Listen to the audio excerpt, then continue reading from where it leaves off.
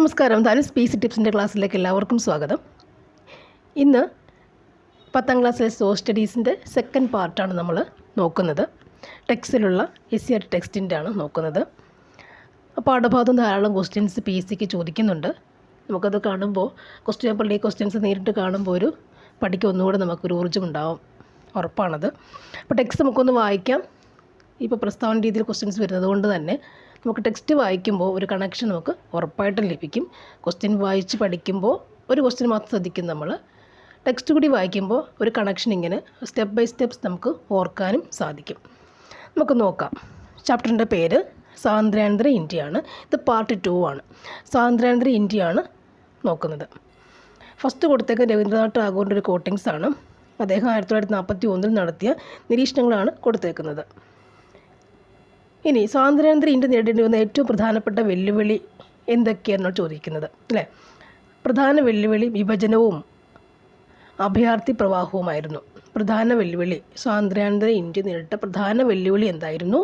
വിഭജനവും അതുപോലെ എന്താണ്, അഭയാർത്ഥി പ്രവാഹവും ആയിരുന്നു. ഇനി ഗാന്ധിജിയുടെ രക്തസാക്ഷിത്വം. നമ്മുടെ ജീവിതത്തിൽ നിന്ന് പ്രകാശം മറഞ്ഞു പോയിരിക്കുന്നു, എവിടെയും ഇരുട്ടാണ്. ഗാന്ധിജിയുടെ മരണത്തെക്കുറിച്ച് നെഹ്റു പറഞ്ഞ വാക്കുകളാണിവ. എന്ത്? നമ്മുടെ ജീവിതത്തിൽ നിന്ന് പ്രകാശം മറഞ്ഞു പോയിരിക്കുന്നു, എവിടെയും ഇരുട്ടാണെന്ന് ഗാന്ധിജിയുടെ മരണത്തെക്കുറിച്ച് നെഹ്റു പറഞ്ഞതാണിത്. ഓക്കെ. ഇനി ഗാന്ധിജി 1948 ജനുവരി 30 ഡൽഹിയിലെ പ്രാർത്ഥനായോഗ സ്ഥലത്ത് വെച്ച് നാഥുറാം വിനായക് ഗോഡ്സെയുടെ വെടിയേറ്റ് മരിച്ചു. ഇനി നോക്കാം. ഇന്ത്യ വിഭജനത്തിന് ശേഷം നടന്ന വർഗീയ ലഹളയുടെ അനന്തരഫലമായിരുന്നു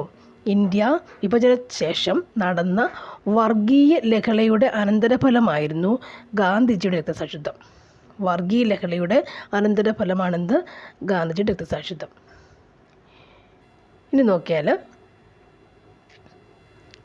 നാട്ടുരാജ്യങ്ങളുടെ സംയോജനം നോക്കാം. സ്വാതന്ത്ര്യത്തിന് മുൻപ് ഇന്ത്യയിൽ ബ്രിട്ടീഷുകാർ നേരിട്ട് ഭരണം നടത്തിയിരുന്ന പ്രദേശങ്ങൾക്ക് പുറമേ ബ്രിട്ടീഷ് നിയന്ത്രണത്തിലുള്ള 200ഓളം നാട്ടുരാജ്യങ്ങളുണ്ടായിരുന്നു. നാട്ടുരാജ്യങ്ങൾക്ക് ഇന്ത്യയിലോ പാകിസ്ഥാനിലോ ചേരാനോ സ്വതന്ത്രമായി നിൽക്കാനോ ഉള്ള അധികാരം നൽകിയ ശേഷമാണ് ബ്രിട്ടൻ ഇന്ത്യ വിട്ടത്. അതിനാൽ സ്വാതന്ത്ര്യാനന്തര ഇന്ത്യ നേരിടുന്ന മറ്റൊരു പ്രശ്നം എന്തായിരുന്നു? നാട്ടുരാജ്യങ്ങളുടെ ഇന്ത്യൻ യൂണിയനിലേക്കുള്ള സംയോജനം. ഒന്ന് വിഭജനം കഴിഞ്ഞു, അല്ലേ? നെക്സ്റ്റ് അഭയാർത്ഥി പ്രവാഹം, അല്ലേ? അഭയാർത്ഥിയുടെ കഴിഞ്ഞു. നെക്സ്റ്റ് വന്നതായിരുന്നു നാട്ടുരാജ്യങ്ങളുടെ ഇന്ത്യൻ യൂണിയനിലേക്കുള്ള സംയോജനം. 3 എണ്ണമായി, അല്ലേ? ഇനി ഇങ്ങനെ വന്നപ്പോൾ കേന്ദ്ര മന്ത്രിസഭയിലെ സംസ്ഥാനങ്ങളുമായി ബന്ധപ്പെട്ട വകുപ്പിൻ്റെ ചുമതല സർദാർ വല്ലഭായ് പട്ടേലിനായിരുന്നു. സ്റ്റേറ്റ്സ് ഡിപ്പാർട്ട്മെൻറ്റിൻ്റെ സെക്രട്ടറിയായി മലയാളിയായി VP മേനോനെ അദ്ദേഹം നിയമിച്ചു. വല്ലഭായ് പട്ടേൽ കേന്ദ്രമായിട്ടും, അല്ലേ, കേന്ദ്രത്തിലും സ്റ്റേറ്റ്സിൽ ആരാണ്? VP മേനോനും ആയിരുന്നു.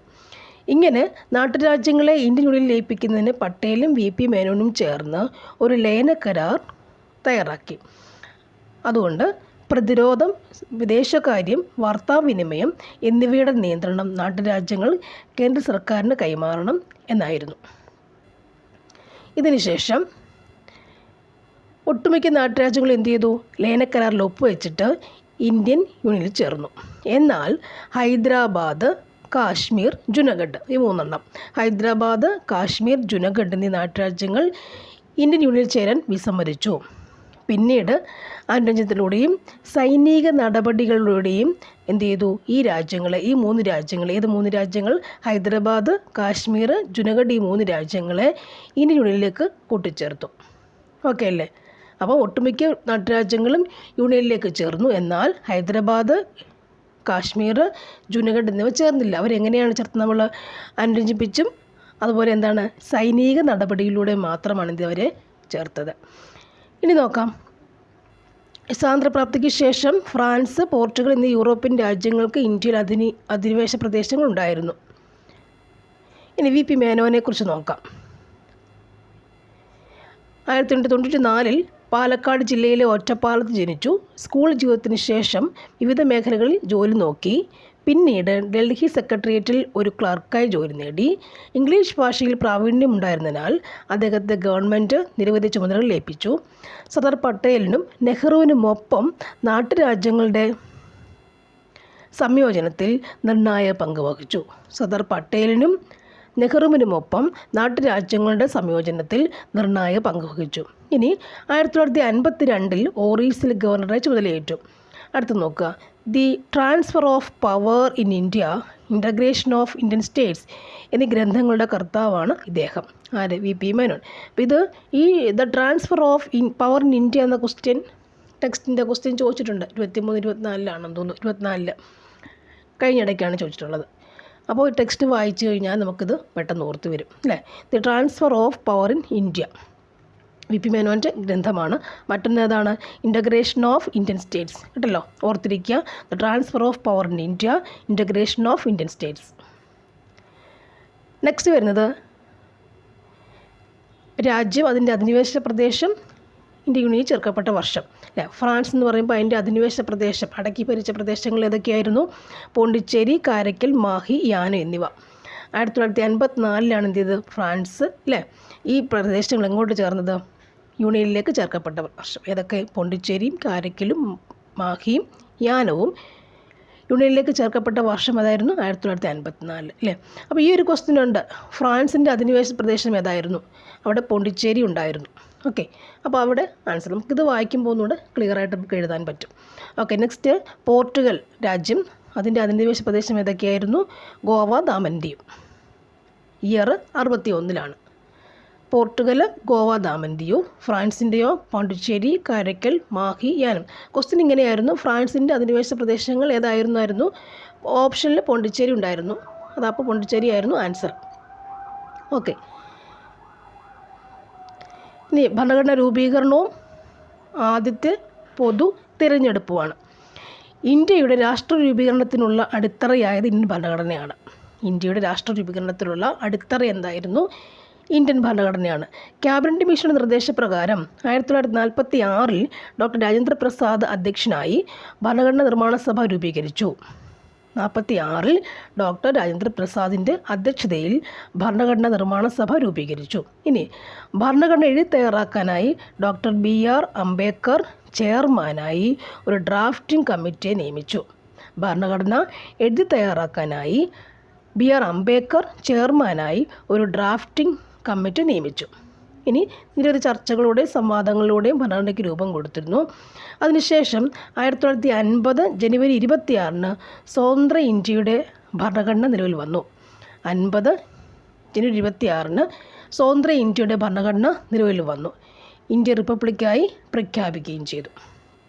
ഇതൊക്കെ നമുക്ക് സിമ്പിളായി അറിയുന്ന കാര്യങ്ങളാണെങ്കിലും അല്ലേ, ടെക്സ്റ്റിലൂടെ അത് കാണുമ്പോൾ നമുക്കൊന്നുകൂടി അത് ബെനിഫിറ്റ് ആവുന്നുണ്ട്. ഇനി സ്വാതന്ത്ര്യാനന്തര ഇന്ത്യ നേരിട്ട മറ്റൊരു പ്രശ്നം എന്തായിരുന്നു? ജനാധിപത്യ വ്യവസ്ഥയുടെ രൂപീകരണമായിരുന്നു അല്ലേ. ജനാധിപത്യ വ്യവസ്ഥയുടെ രൂപീകരണം ആയിരുന്നു. ഇനി ഭരണഘടനാപരമായി ഭരണഘടനയ്ക്ക് അനുസൃതമായിട്ട് ഇന്ത്യയിലെ ആദ്യത്തെ പൊതു തിരഞ്ഞെടുപ്പ് നടന്നത് 51-52 കാലങ്ങളിലായിരുന്നു. എന്നാണ് 51-52 വർഷങ്ങളാണ് ഇത് നടന്നത്, ഇന്ത്യയുടെ ആദ്യത്തെ പൊതു തിരഞ്ഞെടുപ്പ് നടന്നത് അല്ലേ. ഇനി സ്വതന്ത്രവും നിഷ്പക്ഷവുമായി നടന്ന ആദ്യ തിരഞ്ഞെടുപ്പ് ഇന്ത്യൻ ജനാധിപത്യത്തിൻ്റെ വിജയമായിരുന്നു. ഇന്ത്യക്ക് സ്വാതന്ത്ര്യം നേടിയ ഏഷ്യയിലെയും ആഫ്രിക്കയിലെയും ഒട്ടുമിക്ക രാജ്യങ്ങളും എന്താണ്? ജനാധിപത്യത്തിൽ നിന്ന് വ്യതിചലിക്കുമ്പോഴും ഇന്ത്യയുടെ ജനാധിപത്യ വ്യവസ്ഥ ഇന്നും ശക്തമായി നിലകൊള്ളുന്നു അല്ലേ. നെക്സ്റ്റ് വരിക ഭാഷാടിസ്ഥാനത്തിൽ സംസ്ഥാന രൂപീകരണം. ഇതിൽ മെയിൻ കാര്യം വരുന്നത് ഭാഷാടിസ്ഥാനത്തിൽ സംസ്ഥാനം രൂപീകരിക്കണമെന്ന ആവശ്യം ഇന്ത്യയുടെ വിവിധ ഭാഗങ്ങളിൽ ഉയർന്നു വന്നു. ഇനി 1920 ഓർക്കുക, 1920 നാഗ്പൂർ കോൺഗ്രസ് സമ്മേളനം. 1920 നാഗ്പൂർ കോൺഗ്രസ് സമ്മേളനത്തിൽ തന്നെ ഭാഷാടിസ്ഥാനത്തിൽ സംസ്ഥാന കോൺഗ്രസ് കമ്മിറ്റികൾ രൂപീകരിക്കാൻ തീരുമാനിച്ചിരുന്നു. ഓക്കെ, ഇനി അങ്ങനെ സ്വാതന്ത്ര്യാനന്തരം ഭാഷാടിസ്ഥാനത്തിൽ സംസ്ഥാനങ്ങൾ രൂപീകരിക്കുന്ന ആവശ്യം ഉന്നയിച്ചുകൊണ്ട് ജനകീയ പ്രക്ഷോഭങ്ങൾ ആരംഭിച്ചു. തെലുങ്ക് സംസാരിക്കുന്നവർക്ക് ആന്ധ്ര സംസ്ഥാനം രൂപീകരിക്കുക എന്ന ആവശ്യവുമായി സ്വാതന്ത്ര്യസമര സേനാനിയായിരുന്ന പോട്ടി ശ്രീരാമുലു നിരാഹാര സമരം തുടങ്ങി. അങ്ങനെ 58 ദിവസം നിരാഹാര സമരത്തെ തുടർന്ന് അദ്ദേഹം മരണമടഞ്ഞു. ഇത് പ്രക്ഷോഭം രൂക്ഷമാക്കി. പിന്നീട് എന്ത് സംഭവിച്ചു? 1953 അല്ലേ? തെലുങ്ക് സംസാരിക്കുന്നവർക്കായി ആന്ധ്രാപ്രദേശ് സംസ്ഥാനം 1953 രൂപീകരിച്ചു. തെലുങ്ക് സംസാരിക്കുന്നവർക്കായി ആന്ധ്രാപ്രദേശ് സംസ്ഥാനം 1953 രൂപീകരിച്ചു. ഭാഷാടിസ്ഥാനത്തിലുള്ള സംസ്ഥാനം വേണമെന്ന ആവശ്യം പിന്നെയും ഉയർന്നു വന്നുകൊണ്ടേയിരുന്നു. ഇനിയും നോക്കുക, ഭാഷയുടെ അടിസ്ഥാനത്തിൽ സംസ്ഥാനങ്ങളെ പുനഃസംഘടിപ്പിക്കുന്നതിനായി സംസ്ഥാന പുനഃസംഘടനാ കമ്മീഷൻ രൂപീകരിച്ചു. വസൽ അലി ആയിരുന്നു ഈ കമ്മീഷൻ്റെ അധ്യക്ഷൻ. എൻ കുൻസ്രു, മലയാളിയായ എം പണിക്കർ എന്നിവരാണ് മറ്റംഗങ്ങൾ. അപ്പോൾ നോക്കുക, ഫസൽ അലി നമ്മൾ ക്വസ്റ്റ്യൻ കേൾക്കുന്നത് എപ്പോഴില്ലേ? സംസ്ഥാന പുനഃസംഘടനാ കമ്മീഷൻ്റെ അധ്യക്ഷൻ ഫസൽ അലി ആയിരുന്നു. ഇനി ഈ കമ്മീഷനിലെ അംഗങ്ങൾ ആരൊക്കെയാണെന്ന്, ഒന്ന് എൻ കുൻസ്രു, പിന്നെന്താണ് മലയാളിയായ എം പണിക്കർ. അതും ക്വസ്റ്റ്യനാണ്. മലയാളി ആരായിരുന്നു? മലയാളിയായ എം പണിക്കർ.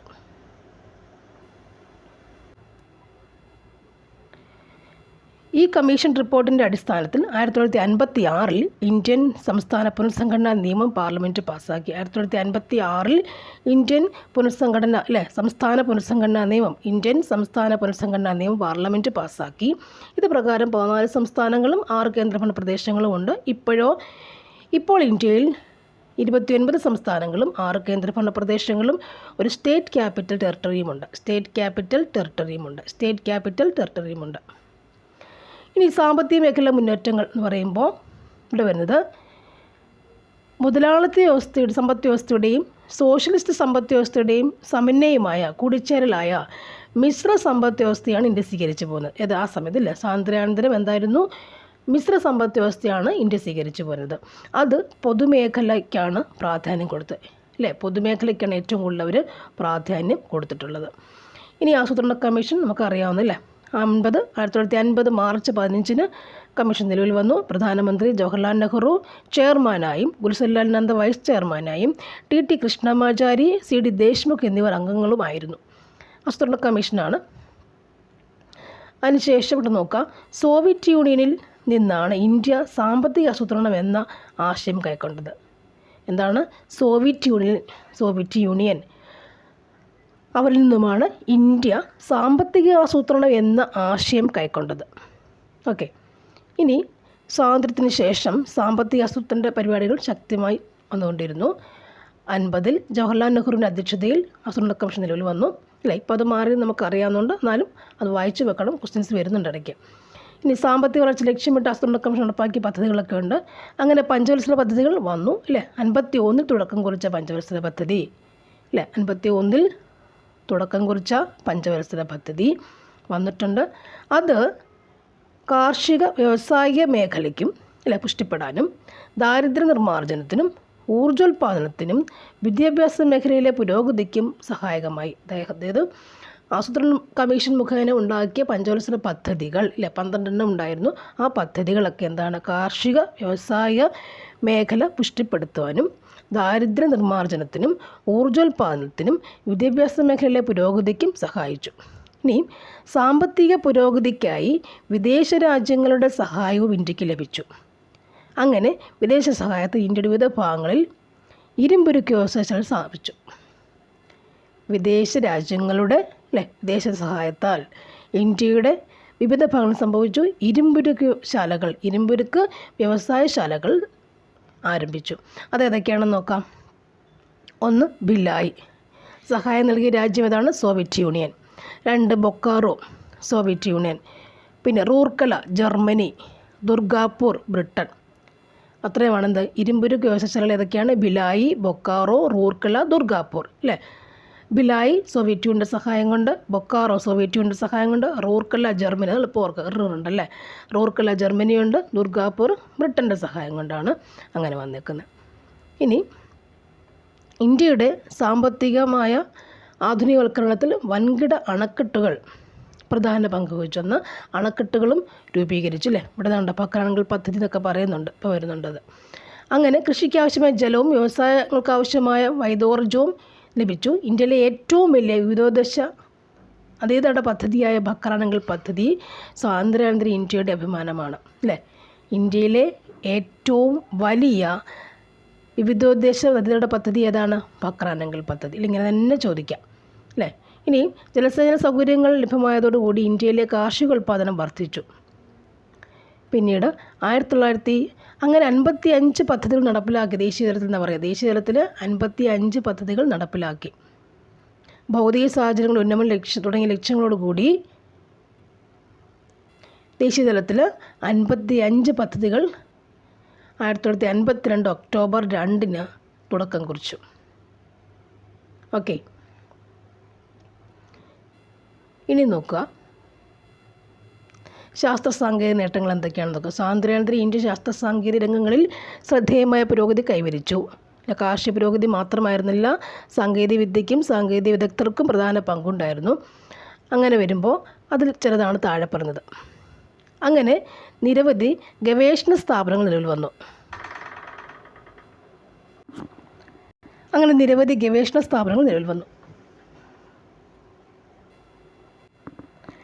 അവയിൽ ചിലത് നോക്കാം നമുക്ക്. ശാസ്ത്ര വ്യവസായ ഗവേഷണ സമിതി. ഒന്ന് ശാസ്ത്ര വ്യവസായ ഗവേഷണ സമിതി. അടുത്തത് ഇന്ത്യൻ കാർഷിക ഗവേഷണ സമിതി. പിന്നെയോ ഇന്ത്യൻ മെഡിക്കൽ ഗവേഷണ സമിതി. ഇതൊന്ന് ഓർത്തു വെക്കുക ഏതൊക്കെയാണെന്ന് വെറുതെ അല്ലേ. അപ്പോൾ ഇതിനൊക്കെ ശാസ്ത്ര സാങ്കേതിക സമിതിക്കും ഗവേഷണത്തിനൊക്കെ പ്രാധാന്യം അല്ലെങ്കിൽ മുൻതൂക്കം നേതൃത്വം കൊടുത്ത ആരാണ്? ഹോമി ജഹാംഗീർ ഭാഭയും SN ഭട്നഗറുമാണ്. അപ്പോൾ സ്വാതന്ത്ര്യാനന്തരം ശാസ്ത്ര വ്യവസായിക ഗവേഷണ സമിതിയുടെ പദ്ധതികൾക്ക് നേതൃത്വം കൊടുത്തത് ആരാണ്? ഹോമി ജഹാംഗീർ ഭാഭയും SN ഭട്നഗറുമാണ്. ഓക്കെ, ഇനി ഹോമി ജഹാംഗീർ ഭാഭ നേതൃത്വം നൽകിയ ശാസ്ത്ര സ്ഥാപനങ്ങളാണ് ഏതൊക്കെ? Tata institute of fundamental research, Indian ആണവോർജ കമ്മീഷൻ എന്നിവ. ഓക്കെ അല്ലേ?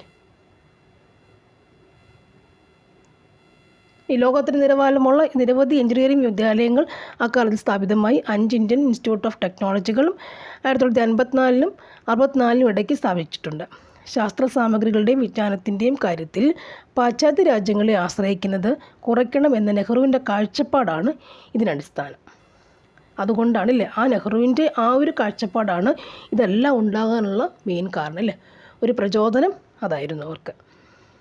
ഇനി ഇന്ത്യയും ബഹിരാകാശ ഗവേഷണവും ആദ്യം എന്താണെന്ന് നോക്കാം. 1962 ജവഹർലാൽ നെഹ്റുവിൻ്റെയും ശാസ്ത്രജ്ഞനായ വിക്രം സാരാഭായിയുടെയും ശ്രമഫലമായി ഇന്ത്യയിൽ ദേശീയ ബഹിരാകാശ ഗവേഷണ സമിതി രൂപീകൃതമായി. അങ്ങനെ 1969 ഇന്ത്യൻ ബഹിരാകാശ ഗവേഷണ സംഘടനയുടെ ISROയുടെ രൂപീകരണത്തോടെ ഇന്ത്യൻ ബഹിരാകാശ ഗവേഷണത്തിൻ്റെ നേതൃത്വം ഇതിൻ്റെ കീഴിലായി. തിരുവനന്തപുരത്തുള്ള തുമ്പയിലാണ് ഇന്ത്യയിലെ ആദ്യത്തെ റോക്കറ്റ് വിക്ഷേപണ കേന്ദ്രം ആരംഭിച്ചത്. അപ്പോൾ 62 എന്നുള്ള വർഷം ഓർത്തിരിക്കുക. തുമ്പ റോക്കറ്റ് വിക്ഷേപണ കേന്ദ്രം അല്ലേ, അതും ഓർത്തിരിക്കുക. ഇനി ഇന്ത്യൻ ബഹിരാകാശ ഗവേഷകരുടെ കൂട്ടായ പരിശ്രമ ഫലമായിട്ട് 75 ആര്യഭട്ട എന്ന ഉപഗ്രഹം വിജയകരമായി വിക്ഷേപിച്ചു. ഓർക്കുന്നുണ്ടല്ലോ അല്ലേ, ആര്യഭട്ട നമ്മൾ എപ്പോഴും ക്വസ്റ്റ്യൻ കാണുന്നതാണ്. 75 ആര്യഭട്ട എന്ന ഉപഗ്രഹം വിജയകരമായി വിക്ഷേപിച്ചു. ഉപഗ്രഹങ്ങൾക്ക് പുറമെ ബഹിരാകാശ വിക്ഷേപണ വാഹനങ്ങളും ഇന്ത്യ വികസിപ്പിച്ചെടുത്തു. ഉപഗ്രഹങ്ങൾ നിർമ്മിക്കാനും വിക്ഷേപിക്കാനും കഴിവുള്ള ഏക വികസന രാഷ്ട്രമെന്ന ബഹുമതി നേടിയെടുക്കാൻ ഇന്ത്യക്ക് കഴിഞ്ഞത് നെഹ്റുവിൻ്റെ ദൃഷ്ടി മൂലമാണ്. ഓക്കെ അല്ലേ? ഇനി നോക്കാം. ഇവിടെ ഉപഗ്രഹങ്ങൾ വികസിപ്പിച്ചെടുക്കുന്നതിൽ ഏതാനും ഏജൻസികൾ നമുക്കുണ്ട്. ഏതൊക്കെയാണ്? ഒന്ന് നാഷണൽ റിമോട്ട് സെൻസിങ് ഏജൻസി. ഉപഗ്രഹങ്ങൾ വികസിപ്പിച്ചെടുക്കുന്നതിൽ ഏതാനും ഏജൻസികൾ ഉപഗ്രഹങ്ങളൊക്കെ വികസിപ്പിച്ചെടുക്കുന്ന ഏജൻസിയാണ്. നോക്കുക, national remote sensing agency, physical research laboratory. Missile വിദ്യയിലും ഇന്ത്യ പുരോഗതി കൈവരിച്ചു. ഇന്ത്യ വികസിപ്പിച്ചെടുത്ത മിസൈലുകൾ ഏതൊക്കെ നോക്കാം. അഗ്നി, പൃഥ്വി തുടങ്ങിയവ.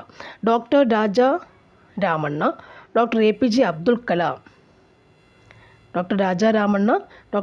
അബ്ദുൽ കലാം എന്നിവർ ആണവരംഗത്ത് പരീക്ഷണങ്ങൾക്ക് നേതൃത്വം കൊടുത്തു. ആരൊക്കെയായിരുന്നു ഉള്ളത് ആണവരംഗത്തുള്ളത്? Doctor Raja Ramanna, doctor APJ Abdul Kalam. ഇനി നമുക്ക് വിക്രം സാരാഭായിയെക്കുറിച്ചൊരു ഹെഡിങ് ഉണ്ട്. ആണവ ശാസ്ത്രത്തിൽ മേഖലയിലും ബഹിരാകാശ മേഖലയിലും ആണവത്തിലും ബഹിരാകാശത്തിലും ഒരുപോലെ സംഭാവനകൾ നൽകിയ ശാസ്ത്രജ്ഞനാണ് വിക്രം സാരാഭായി. കേംബ്രിഡ്ജിൽ ഉന്നത വിദ്യാഭ്യാസം നേടി. പോട്ടെനി അല്ലേ. ഫിസിക്കൽ റിസർച്ച് ലബോറട്ടറിയിൽ ഫിസിക്സ് പ്രൊഫസർ ഡയറക്ടറുമായിരുന്നു അദ്ദേഹം. തുമ്പ ബഹിരാകാശ ഗവേഷണ കേന്ദ്രം, അഹമ്മദാബാദിലെ ഉപഗ്രഹ വാർത്താവിനിമയ കേന്ദ്രം തുടങ്ങിയവയുടെ ശില്പി ആരാണ്? വിക്രം സാരാഭായി ആണ്. തുമ്പ ബഹിരാകാശ ഗവേഷണ കേന്ദ്രം അല്ലേ, തുമ്പയുണ്ട്. അതുപോലെ എന്താണ്? അഹമ്മദാബാദിലെ ഉപഗ്രഹ വാർത്താവിനിമയ കേന്ദ്രം. ഇത് രണ്ടിൻ്റെ ശില്പി ആരാണ്? വിക്രം സാരാഭായി ആണ്. അദ്ദേഹത്തിൻ്റെ ഓർമ്മയ്ക്കായി തുമ്പയിലെ ബഹിരാകാശ കേന്ദ്രത്തിന് Vikram Sarabhai space centre VSS എന്ന പേര് നൽകി. Vikram Sarabhai space centre. ഇനി ഡോക്ടർ APJ അബ്ദുൽ കലാം, ഇന്ത്യയുടെ 11ാമത്തെ രാഷ്ട്രപതിയായിരുന്നു അദ്ദേഹം അല്ലേ. ഡോക്ടർ APJ അബ്ദുൽ കലാം ശാസ്ത്രജ്ഞനും ഗവേഷകനുമായിരുന്നു. മിസൈൽ സാങ്കേതികവിദ്യ പരിപോഷിപ്പിക്കുന്നതിൽ വിദഗ്ധനായിരുന്നു അദ്ദേഹം. മിസൈൽ സാങ്കേതികവിദ്യ. അദ്ദേഹം ISROയുടെ ചുമതല വഹിച്ച അദ്ദേഹം ബഹിരാകാശ ഉപഗ്രഹ വിക്ഷേപണ വാഹിനികൾ SLV-3 PSLV ഇത് രണ്ടും വികസിപ്പിച്ചു. അദ്ദേഹത്തെ മിസൈൽ മാൻ ഓഫ് ഇന്ത്യ എന്ന് വിശേഷിപ്പിച്ചു. അപ്പോൾ പറയാം, അദ്ദേഹം ഡോക്ടർ APJ അബ്ദുൽ കലാം ബഹിരാകാശ ഉപഗ്രഹ വിക്ഷേപണ വാഹിനികൾ അതായത് SLV-3 PSLV വികസിപ്പിച്ചു. അത് ഓർത്തിരിക്കുക. അദ്ദേഹത്തിൻ്റെ എന്താ വിളിക്കുക? നമ്മൾ മിസൈൽ മാൻ ഓഫ് ഇന്ത്യ എന്ന് വിശേഷിപ്പിക്കുന്നു. ഓക്കെ. ഇനിയുള്ളത് ചന്ദ്രയാൻ മംഗൾയാൻ ദൗത്യങ്ങളോടെ ഇന്ത്യ ബഹിരാകാശ പര്യവേഷണങ്ങളുടെ പുതിയ യുഗത്തിൽ പ്രവേശിച്ചു. ഇന്ത്യയുടെ ആദ്യ ചന്ദ്ര പരീക്ഷണ ദൗത്യമായ ചന്ദ്രയാൻ 2008 ഒക്ടോബറിൽ തുടക്കം കുറിച്ചു. America, Russia, European space agency, China, Japan എന്നിവയ്ക്ക് ശേഷം ചന്ദ്രൻ്റെ ഭ്രമണപഥത്തിൽ സ്വന്തം പേടകം എത്തിക്കുന്ന രാജ്യമായി ഇന്ത്യ മാറി. ഇന്ത്യൻ ബഹിരാകാശ വകുപ്പിൻ്റെ ചൊവ്വ ദൗത്യത്തിൻ്റെ പേരാണെന്ത്? മംഗൾയാൻ. ഭൂമിയിൽ നിന്ന് ഏറ്റവും അകലെ എത്തിയ ഇന്ത്യൻ നിർമ്മിത പേടകമെന്ന ഖ്യാതി മംഗൾയാനാണ്. ഈ ചോദ്യമുണ്ട്, ഇത് PSC ക്വസ്റ്റ്യനാണ്. ഏത്? ഭൂമിയിൽ നിന്ന് ഏറ്റവും അകലെ എത്തിയ ഇന്ത്യൻ നിർമ്മിത പേടകമെന്ന ഖ്യാതി ആർക്കുണ്ട്? മംഗൾയാൻ അല്ലേ, ചൊവ്വയാണ്, ചൊവ്വ ദൗത്യമാണ്. ഇനി വിദ്യാഭ്യാസമാണ് കൊടുക്കുക. ഇന്ത്യയുടെ ഭാവി നിർണ്ണയിക്കപ്പെടുന്നത് ഇന്ത്യൻ ക്ലാസ് മുറികളിലാണ്. ഡോക്ടർ S കോത്താരിയുടെ കോട്ടിങ്സാണിത്.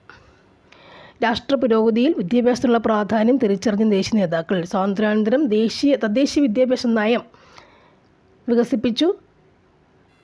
താഴെ കൊടുത്തിരിക്കുന്നത് വായിക്കാം. അങ്ങനെ കമ്മീഷനുകൾ രൂപീകരിച്ചു.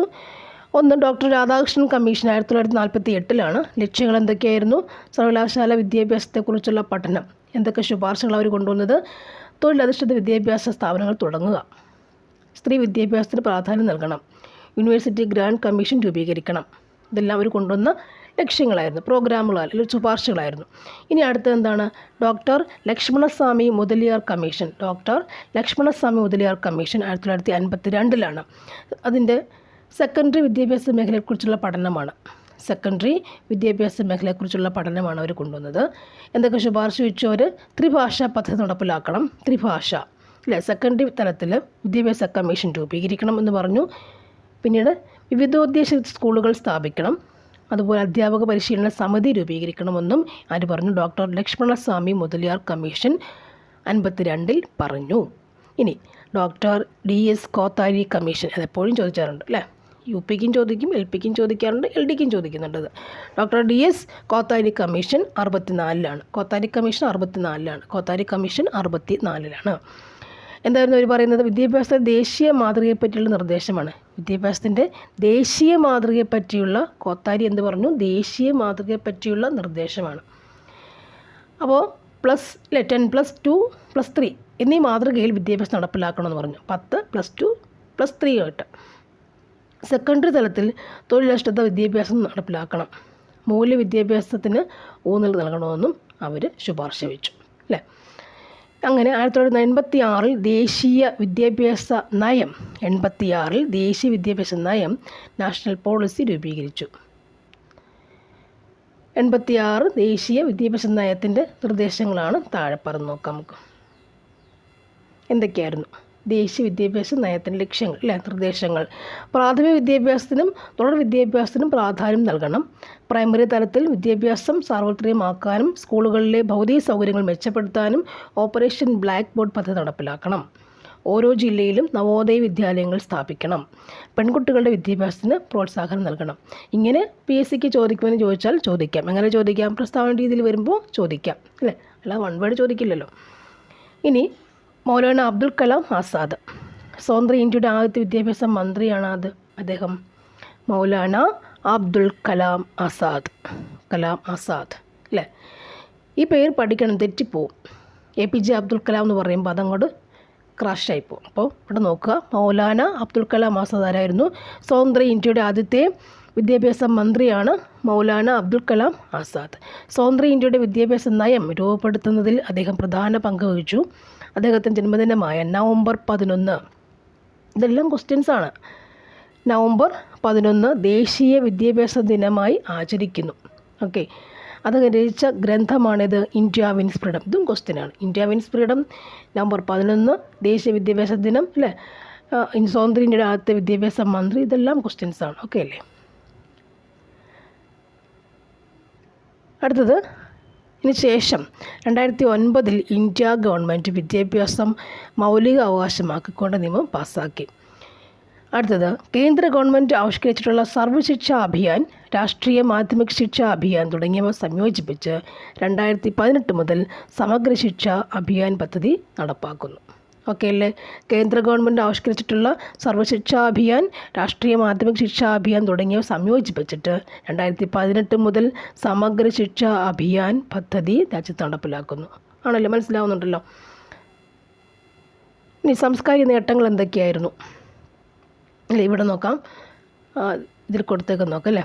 സംസ്കാരിക വിനിമയം അധ്യാപകർക്കായി. വിദ്യാഭ്യാസത്തെ സംസ്കാരിയെ ബന്ധിപ്പിച്ചിട്ട് ലക്ഷ്യത്തോടു കൂടി കേന്ദ്ര സാംസ്കാരിക വകുപ്പ് 1979 രൂപീകരിച്ച സ്ഥാപനമാണ് centre for cultural resource and training. അധ്യാപകർക്ക് കൂടെ വേണ്ടിയിട്ടല്ലേ, സാംസ്കാരിക വകുപ്പിൻ്റെ അധ്യാപകരും കൂടെ ചേർന്നിട്ടല്ലേ ഒരുമിച്ച് നടത്തിയ സംഭവമാണെന്ത്? Centre for culture resource and training. ന്യൂഡൽഹിയാണ് ഇതിൻ്റെ ആസ്ഥാനം. അപ്പോൾ centre for cultural resource and ട്രെയിനിങ്ങിൻ്റെ ആസ്ഥാനം ഏതാണ്? ന്യൂഡൽഹിയാണ്. അധ്യാപകർ കുട്ടികൾക്കുമായി സാംസ്കാരിക വിനിമയത്തിനുള്ള വിവിധ പരിപാടികൾ സംഘടിപ്പിക്കുക എന്നതാണ് ലക്ഷ്യം, അല്ലേ? ക്ലാസ് റൂമുകളിൽ സാംസ്കാരികം എന്ന് വെച്ചാൽ പാട്ട്, ഡാൻസ്, മറ്റ് കഥകൾ, അതുപോലെ മറ്റ് ഐറ്റങ്ങളൊക്കെ, അല്ലേ? അതൊക്കെ വഴിയും നമുക്ക് ആശയവിനിമയം ചെയ്യാൻ പറ്റും, കൂട്ടുകളെ കൂടുതൽ ഊർജ്ജസ്വലരാക്കാൻ പറ്റും എന്നൊക്കെയായിരിക്കും ധാരണ. അപ്പോൾ അതിനുവേണ്ടി രൂപീകരിച്ച പദ്ധതിയാണെന്ത്? Centre for cultural resource and training ആണ്. 1979 രൂപീകരിച്ചു, അല്ലേ? ന്യൂഡൽഹിയാണ് അതിൻ്റെ ആസ്ഥാനം. ഇനി ഇവിടെ നെക്സ്റ്റ് എന്താ പറയുക, സ്വാതന്ത്ര്യാനന്തരം ധാരാളം സ്ഥാപനങ്ങൾ, എന്തിനു വേണ്ടിയിട്ടാണ്? സാംസ്കാരികമായിട്ട് ധാരാളം സ്ഥാപനങ്ങൾ ഉണ്ടാക്കി, അല്ലേ? അത് ഏതൊക്കെ ആരംഭിച്ചു? പ്രധാനപ്പെട്ടവ ഏതൊക്കെയാണ് സാംസ്കാരികമായിട്ട്, അല്ലേ? സംഗീത നാടക അക്കാദമി, അടുത്തത് Lalit Kala Akademi, Sahitya Akademi, National School of Drama, National book trust of India, അങ്ങനെ അത്രയും രൂപീകരിച്ചല്ലേ. ഓരോന്നിൻ്റെയും നോക്കാൻ സംഗീത നാടക അക്കാദമിയുടെ പ്രവർത്തനങ്ങൾ എന്തൊക്കെയാണ്? The National Academy of Dance, Drama and Music എന്നാണ് ഇത് മുൻപ് അറിയപ്പെട്ടിരുന്നത്. സംഗീതത്തിൻ്റെയും നാടകത്തിൻ്റെയും പ്രോത്സാഹനമാണ് ലക്ഷ്യം. ഇതിൻ്റെ ആസ്ഥാനം ന്യൂഡൽഹിയാണ്. സംഗീത നാടക അക്കാദമിയുടെ ആസ്ഥാനം ന്യൂഡൽഹിയാണ്. ലളിതകലാ അക്കാദമി എന്ന് പറയുമ്പോൾ ഇന്ത്യക്കകത്തും പുറത്തും ഇന്ത്യൻ കലകളുടെ പ്രചാരണം, ആസ്ഥാനം ന്യൂഡൽഹി തന്നെയാണ്. സാഹിത്യ അക്കാദമിയോ ഇന്ത്യൻ ഭാഷാ സാഹിത്യത്തിൻ്റെ ഉന്നമനമാണ് ലക്ഷ്യം. ന്യൂഡൽഹിയാണ് അതിൻ്റെ ആസ്ഥാനം. നാഷണൽ സ്കൂൾ ഓഫ് ഡ്രാമ എന്ന് പറയുമ്പോൾ സംഗീത നാടക അക്കാദമിയുടെ കീഴിൽ സ്ഥാപിതമായി. സ്കൂൾ ഓഫ് ഡ്രാമ എല്ലാ വർഷവും നാടകമേള നടത്തുന്നു. ന്യൂഡൽഹിയാണ് അതിൻ്റെ ആസ്ഥാനം. ഓക്കെ അല്ലേ? ഇനിയും national book trust of India, കുറഞ്ഞ ചെലവിൽ പുസ്തകങ്ങൾ പ്രസിദ്ധീകരിക്കുക, വായന വളർത്തുക, ഇന്ത്യൻ പുസ്തകങ്ങൾ സ്വദേശത്തും വിദേശത്തും പ്രോത്സാഹിപ്പിക്കുക. ആസ്ഥാനം എവിടെയാണ്? ന്യൂഡൽഹിയാണ്. National book trust of India, book trust എന്ന് പറയുമ്പോൾ ഇല്ലേ, ബുക്കുകൾ വായന വളർത്തുക എന്ന് മാത്രം ഓർക്കുക. വിദേശ നയം, അതൊന്ന് ഓർത്ത് വെക്കുക. വിദേശ നയം ലോകത്തെ എല്ലാ ജനവിഭാഗത്തിൻ്റെയും സൗഖ്യവും സ്വാതന്ത്ര്യവും ഉറപ്പുവരുത്തുന്ന വലിയ ദൗത്യം ഏറ്റെടുത്തുകൊണ്ടാണ് എല്ലാവരുമായും സൗഹൃദപരമായ സഹകരണമാണ് നമ്മുടെ ലക്ഷ്യം. ആരുമായും പ്രശ്നങ്ങൾ സൃഷ്ടിക്കുന്നതിന് ഞങ്ങൾ തയ്യാറല്ലെന്നാണ് ലോകരാജ്യങ്ങളോട് ഉണർത്തിക്കാനുള്ളത്. ജവഹർലാൽ നെഹ്റുവിൻ്റെ പ്രസംഗത്തിൽ നിന്നുള്ള കോട്ടിങ്സാണിത്.